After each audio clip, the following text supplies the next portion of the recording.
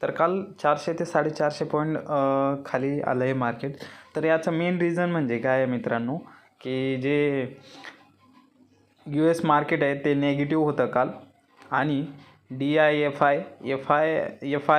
Positive होतं आणि DI हे निगेटिव्ह होतं. आणि काय झालं आहे की मार्केट 4-5 दिवसापासून मागणं की पॉझिटिव्ह होत आहे आणि त्याच्यामध्ये लोकांना वाटलं की खूपच मतलब मार्केटवरती जाणार आहे आणि जे प्रो प्लेयर आहे मार्केटमधले त्यांनी प्रॉफिट बुकिंग केली आहे आणि सेलिंग केली आहे, त्याच्यामुळं मार्केट खाली आलं आहे. ठीक आहे मित्रांनो, तर घाबरण्यासारखं काही नाही आहे. आता मार्केट इथं सपोर्ट आहे, हे 21,000 सपोर्ट आहे त्याला.